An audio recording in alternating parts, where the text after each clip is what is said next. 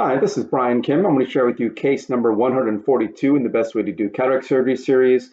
This is a 2 to 3 plus dense lens, a medium-sized pupil. You're going to see double chop, cross chop, and mechanical fracturing techniques. And during the double chop and cross chop maneuver, I'm going to slow it down so you can see exactly what I'm doing. I'll discuss exactly how I'm positioning the instruments so that you can also reproduce this technique by being able to fracture the lens without using any ultrasonic energy or vacuum. And by doing it this way, I do feel like this is the best way, most efficient and safe way to do cataract surgery. So I'm using a cotton tip to steady the eye, and this is a corneal marker which will help me to center and size the rhexis. Again, I'm steadying the eye with a cotton tip, making a paracentesis incision first on the right side and then the left side, making sure I'm parallel to the iris plane, which creates a nice corneal shelf, which will allow me to achieve a self-sealing incision.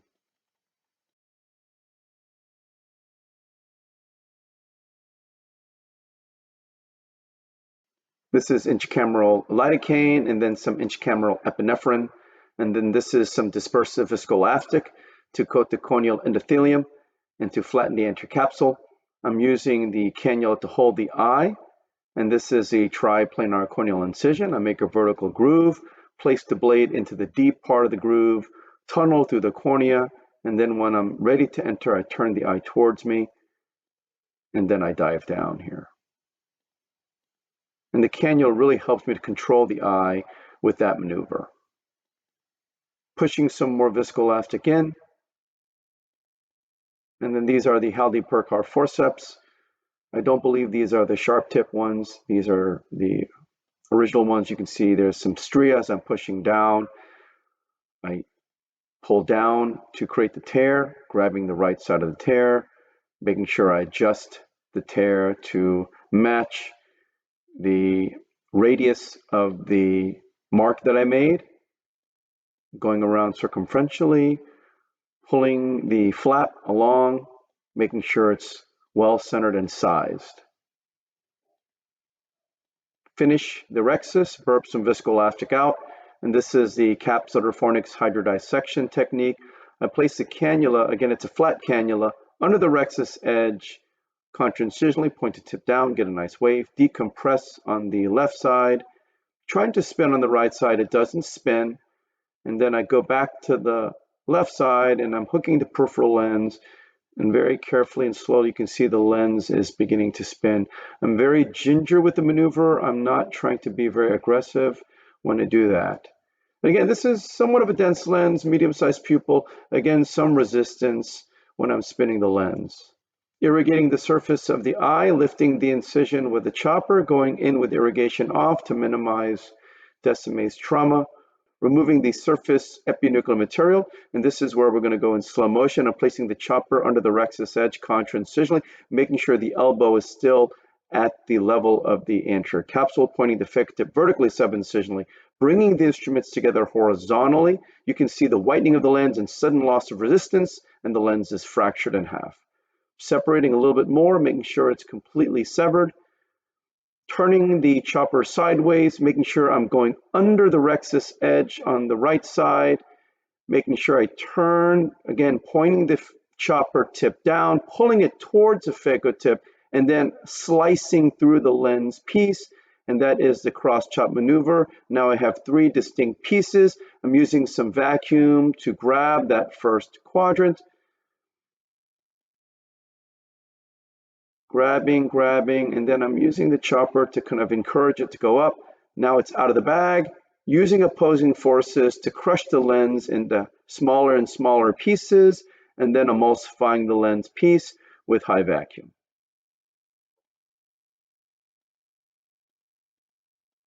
Again, I'm using pulses of ultrasonic energy, very small amounts of energy, but not too much, just enough, because what you need is a little bit of that ultrasonic energy to clear the tip so that the pieces are not stuck within the lumen of the phaco tip. So I'll place the chopper around that second quadrant, pulling it towards the phaco tip, crushing it in half again, using some vacuum to grab that piece, crushing the lens between the instruments into smaller and smaller pieces, and then emulsifying the lens piece. Using the chopper to move that small piece over, and then using some vacuum to grab it and lift it up, crushing the lens piece between the instruments, and then emulsifying the lens pieces. So again here, the lens piece is not fully mobile. You saw even though I spun the lens, it was a little bit sticky. So I just grab it with some vacuum, lift that heminucleus up, loosened away from the bag, and then placing the instruments around the lens piece, crushing it in half, and then again using mechanical forces to crush the lens pieces into smaller and smaller pieces, and then emulsifying it. Again, using some vacuum to grab that last quadrant up. Again, crushing the lens piece between the instruments. And again, when you do this maneuver over and over again, it's not awkward. When you're first doing it and you don't know what you're doing, it seems rather awkward and not intuitive. But once you get really, really good at it, you can see how efficiently I'm able to fracture the lens piece using the two instruments. Again, it's like using chopsticks to crush a piece of food. It's really the same idea when you're doing this technique, using the phaco tip and the chopper to crush the lens pieces into smaller and smaller pieces. And by doing it this way, you're not having to rely on ultrasonic energy to do this, and that's why I have less ultrasonic energy with these cases. So I take the chopper out, push BSS in, take the phaco tip out, and I go in with the ironing handpiece. You can see most of the cortex has been removed except from the right side, starting to remove the cortical material, polishing underneath the rhexis edge, polishing for lens epithelial cells.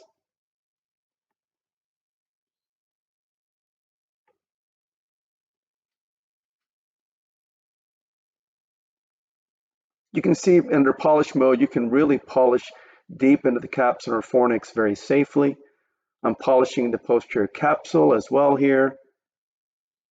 And you can see as I'm polishing, there's good tensile strength to the zonules because the posterior capsule is not collapsing within the port. There's some fine material in the subincisional area that's adherent to the posterior capsule. I'm just using, again, polish mode to polish that material off. There we go. Yeah, there was some adherent material there. So now, by loosening it off the posterior capsule, now when I try to pulse it or sweep it, it's going to be able to come out quite easily. If you still have those very fine cortical adhesions to the posterior capsule, it's very difficult to try to sweep that out. Now I'm polishing with the BSS cannula into the subincisional space. You can see all of that cortical material starting to come out. So again, quite a bit hidden. Again, this is a little bit of a smaller pupil. Pushing some cohesive viscoelastic to fill the capsular bag.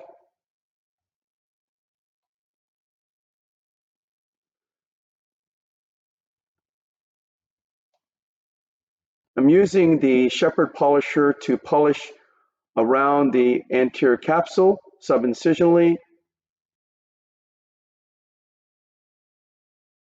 And then I'm using the sweep to also polish around the anterior capsule as well. This is a single piece acrylic lens that's going into the capsular bag.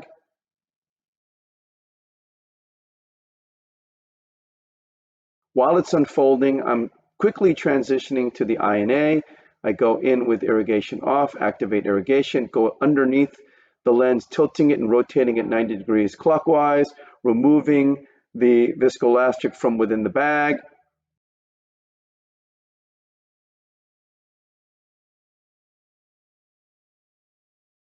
Polishing underneath the rhexis edge.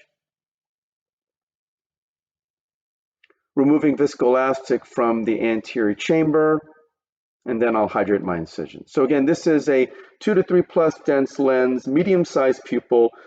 You saw that in slow motion, I showed very carefully how I position the chopper and the phaco tip to perform the double chop and cross chop. People are scared and afraid of how I'm placing the instruments. They don't feel comfortable because the chopper is so big. But again, like any instrument, if you're not comfortable with it, it doesn't mean that the instrument is dangerous itself. You just have to learn how to use the instrument safely. And so again, I get underneath the rhexis edge, making sure I place the chopper out to the capsular fornix. I'm able to hold it straight up and down, so I know that I'm able to hook the peripheral lens. I point the phaco tip vertically, subincisionally. I'm making sure the elbow of the chopper stays at the anterior capsule plane so that it doesn't go too deep. I make sure I bring the instruments together, and as I bring the chopper towards the phaco tip, I'm able to hook and impale the tip of the phaco tip within the anterior meat of the lens. And because it's hooking it, I'm able to basically get a good grip on either side of the lens with those opposing forces. And so that's the critical part. And once I get that phaco tip embedded into the lens material, I'm able to bring both instruments together and they're not slipping and sliding everywhere. I have exact control, opposing forces on either side of the lens, and I'm able to crush the lens with the opposing forces. And again, with mechanical forces, it just fractures it miraculously and very easily. And as a result, I'm able to perform the same maneuver, doing the cross-chop maneuver over and over again. And I'm able to do all of this maneuvering and breaking up the lens pieces without ever having to spin the lens. And so that's the beauty of this technique. You never have to spin the lens when you're doing this technique. And again, very safe on the zonules. You're not doing a lot of stress on the zonules. And again, you're able to get yourself out of difficult situations because you're not having to rely on having to spin the lens to be able to attack the lens pieces. And so this is why I feel like this is the most efficient, most intuitive, most versatile way to disassemble the lens. So I hope this was helpful to you, and I thank you for your attention.